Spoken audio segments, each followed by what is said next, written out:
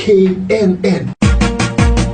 wadani maxay kula tahay halka Soomaaliya afar inu safadaan waradna midnimada Soomaaliya waa muqaddas adna maxay kula tahay no waranagu horanu goone aqoonsi baan doonayna adna habartayni ninkii arooso adeerkayna leewaaye waradna maxay kula tahay dawlad dhexe oo sal adag oo adna yaa minay xamar xisaab ku jirin waxaan dhihi karaahe adna maxay kula tahay boowe federaal ina adeeray adigana qoondada dumarku waa geedka go'an warbal dadkan eega oo xagee loo kala socdaa war maxaad ula yaabaysaa dadku waa kala maane oo duceeyay Allah ilaahay war qoladiinaan kala maan annagoo isku maana maxaa loo arki waayay aryaha isku maan naga dhigaya mahmaahyaaba jirta la yiraahdo maan dad waa mudacyo afka hore warnimay adduunyada mid yar iyo mid weyn aad mi isku maanay ma jiro laakiin maslaxad la isku raacaa jirto oo wixii ka dhaxeeya ummad bay wada ilaashataa war maxaan wada ilaalsanaa waaba kala go'nay lix maamul goboleedaan kala nahay war ka sheegoosid meerta maasa ku mahashleel dhahaa warnimay wadagaysta kala maawligiisoo jiray afar nin oo kala maanaha kulantay mid waxa uu yiri ilaahu roobna si midna waxa uu yiri ilaahu roob ha keenin bukaar idan dabal qaadaya qoyayse midna waxa uu yiri ilaahu roob ha keenin sababtoo ah sagaray dhignay tadawri roob imaanta ee dhixme allah runtiisa kaastaan marqaati ka ahay warni hadalkayga dhaxgelay mid kalena waxa uu yiri aniga awray ka dhuntay hadduu roob imaana raadkeedii waa baabaa ee ilaahu roob ha keenin arada ani waxaan idin leeyahay idinka markiid kala maan noqoteen anigi iyo sagaaradin israadsanayniba kala maan noqonay xabadaad bushkum ka wada siiseen markaasa intay kala fiigday darsaalihii dalalka kala aaday aryaa bushtaana sheegaysaa maanta waxay ka dhacday iskool buluusiya maanta laba shabaabaa la toogtay ayadoo hal toddobaad sanadkan ka baxday sanadkii hore dhammaadkiisiina saddexaa la toogtay haddee labadii sano dawladda arbacay jirtay shan shabaabaha la toogtay marka haddii la dhihi jira madaxweynuhu toogashada ma saxiixo waa beenowday waana isi soo caanbaxshay oo kaali qaraxa oo abatay camal loo buubuubaayo waxaas u joogsa waayaba laba sano dhalatoo dhammaato maa shan shabaab la dilay shidda waa idin haysataa wallaahine maalin walba haddii shan laga dili lahay shabaab mar horey la alhaayeena caawahee aryaadhaha shabaabkaasaan ku keenay wiil shabaab ahaa amiirkiisu wuxuu u sheegay inuu xala ku riyooday asagoo shahiiday oo jinnada dhex dabaalahaya kadibna igaarkii shabaabka ay habartiyow inuu tago wuxuu u sheegay in amiirkiisu ugu riyooday asagoo shahiiday oo jinnada dhex fadhiya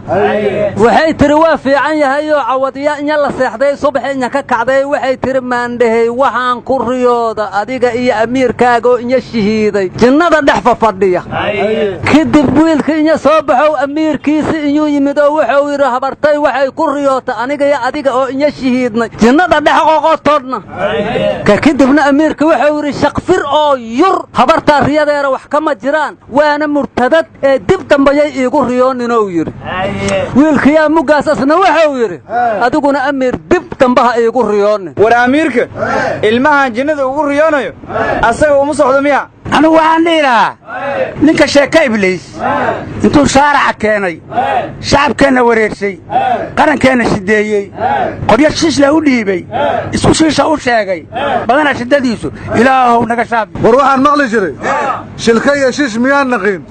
sharuurkaynaan shushuba jirnee war shabaab shuruur ma qaataan sikabaaday ula baxeen warnimada war ma haysaane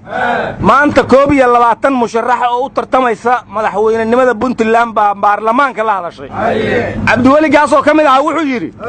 Puntland 5 sano tagtay waxaan gaarsiiyay daruuraha haddaad mar kale i doorataan dayaxaan geynaya soolna waa xoraynaya xiriirka Soomaaliyana waa jaraya oo kaali isagu Soomaali ma ahmiya war wasiirkii hore arrimaha gudaha Juxa oo musharaxiinta kamid ah waxa uu yiri anigu ma hagooganiyay doorta cidna ima wadata ee doorta war kalena idin sheegi ma waad inta qaanaan buu yiri war 22 musharax oo hadashay 20 kamid waxay eedeeyeen cabdiweli gaas waxayna dhahan Puntland dayax iyo daruuro midna ma gaarsiina aal ku riday mid kastaana wuxuu yiri dibka uu gaarsiiyay Puntland inaan anigu ka soo kaba maahane ka soo kaban mayso warnimaya anigu musharaxiintii meesha ka hadlay nin afar erayo suugaana hadalkiisa ku soo koobay ayaan aad uga helay waxauna yiri xishoodka ka tagin xildhibaan haragada ku dhimo xildhibaan intaad ani xoortaan xoolaheega raacina yaa xubeeraan ahayo xabad ma hees dhamow ka wada war madaxweyne xaafaad ducaystay wuxuu yiri